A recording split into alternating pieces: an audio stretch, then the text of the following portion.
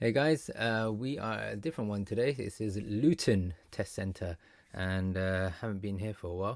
So yeah, it feels. I think feels like it's about 10 years since I've been here. So a few changes. They've got the bay parking area now. But yeah, overall drive excellent. One of the best examiners I've seen, to be honest, in a long time.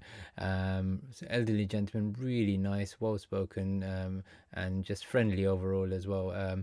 Unfortunately, student didn't pass, and examiner sort of mentioned the reason why, which was they came up to a roundabout, had to go straight ahead, second exit. They picked the correct lane and then just shifted and drifted over to the right hand side for some reason and went all the way around. So real shame. Prior to that roundabout, which they made the error on, student came up to I think two or three very similar roundabouts and aced them all. So yeah, there's a lot of road markings to be followed here in Luton, as with anywhere, to be honest. But the markings are well laid out and clear. And student actually did really well on all the roundabouts except that one. So it's a bit of a shame. There was a car next to them which they affected, and that was it. So yeah, have a look later on in the video. I will hopefully go into it a little bit more then. But yeah, have a look at the route.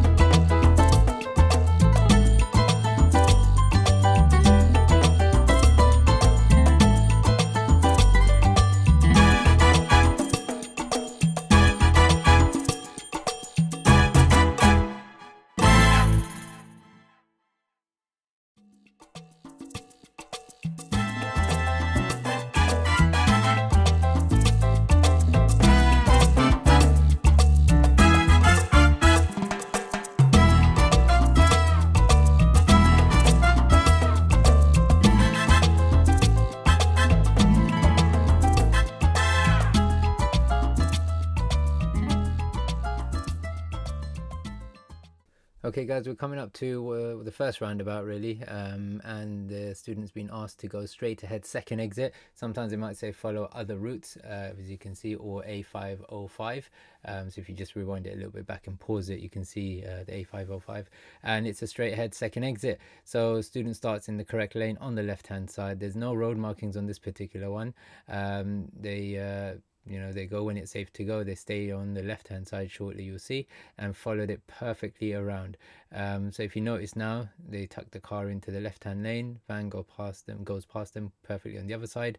As they pass, they've signaled to go left, which you can't see in the video, and they exit. So excellent roundabout and good demonstration of how it's meant to be done.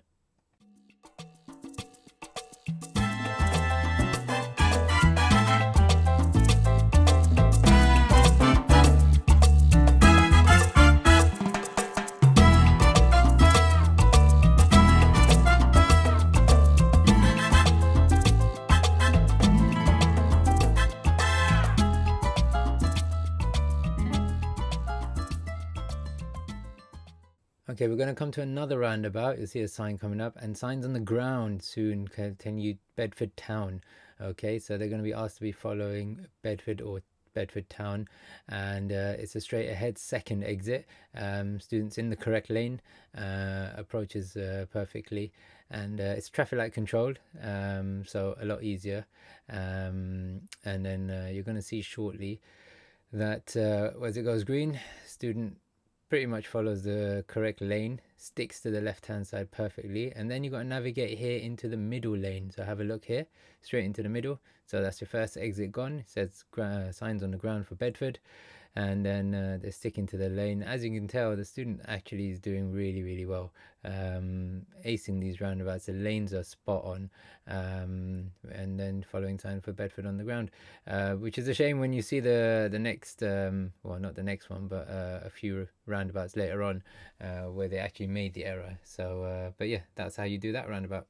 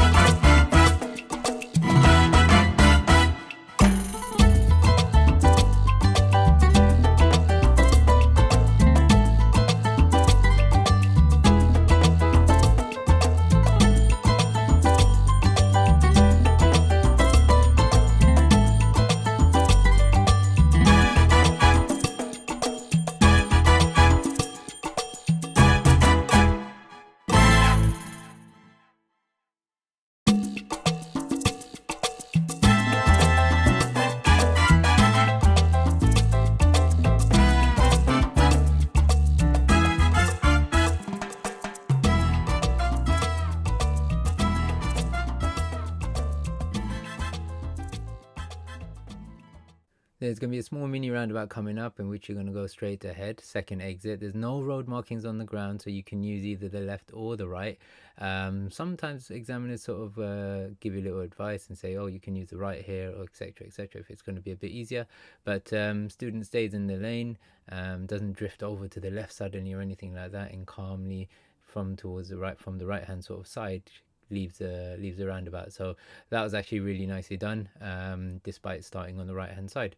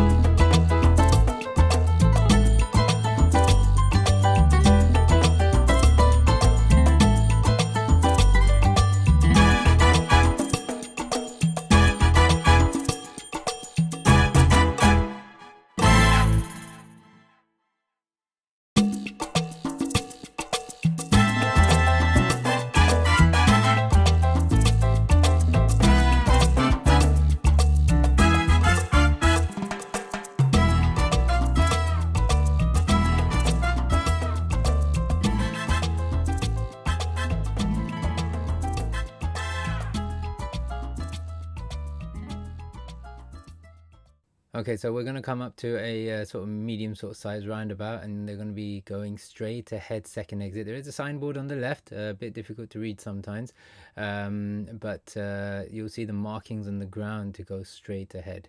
So have a look. Student picks the correct lane. There is a little change of speed there as well. I don't know if you saw that. Just have a little rewind. It's a 30-mile-an-hour zone now, and they're on the left-hand side, and they stick to the left-hand side perfectly. So this is, to be honest, the students, if I was going to demonstrate how to do roundabouts, this student is showing exactly how to do it. Have a look at that speed changer again. It's up to 40 miles an hour now. So that was another roundabout that they did perfectly.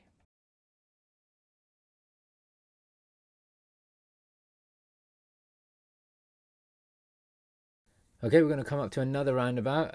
This will be 3 lanes on approach, left only on the first lane on the left.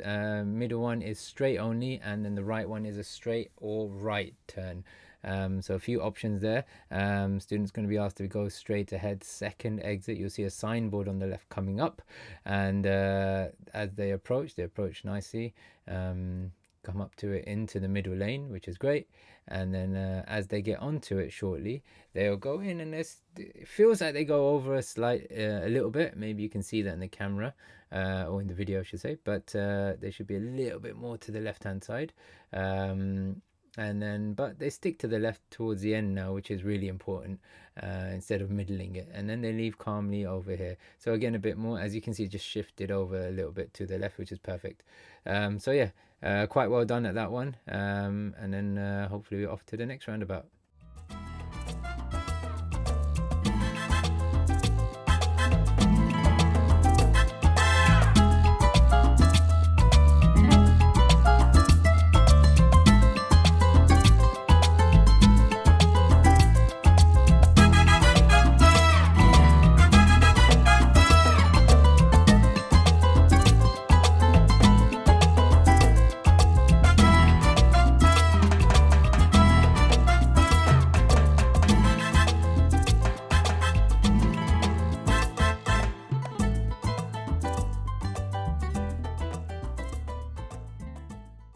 So now we're going to come up to this roundabout, and this is the roundabout that the major mistake occurred. So they're going to be 3 lanes again. There will be a signboard giving you directions to go St. Albans, which is straight ahead, second exit. You'll see it there on the left. And then sometimes they ask you to go Dunstable. There was another sign there. So have a look at the markings now. And then they pick the middle lane, which is great. So they're going to be going straight ahead. And as they approach, when the student starts to go in, a red car will come flying past in a sec, and that student, the examiner said that the student affected that car. It didn't feel like it just did there, but now from this left lane they're starting to go over to the right, which they're not meant to do. So yeah, that's a shame. And then they exited over here. So yeah, it's a bit of a shame. Really weird. I mean, you've seen all the other roundabouts that the student aced. So yeah, it's a bit of a strange one. So maybe they just got confused with the direction or something like that. So it's really unfortunate. But yeah, if you're in that lane that goes straight, then make sure you go straight and make sure you stick to the lane properly. So yeah, that was the end of that, unfortunately. So yeah, just got to book up and hope you guys can learn from it.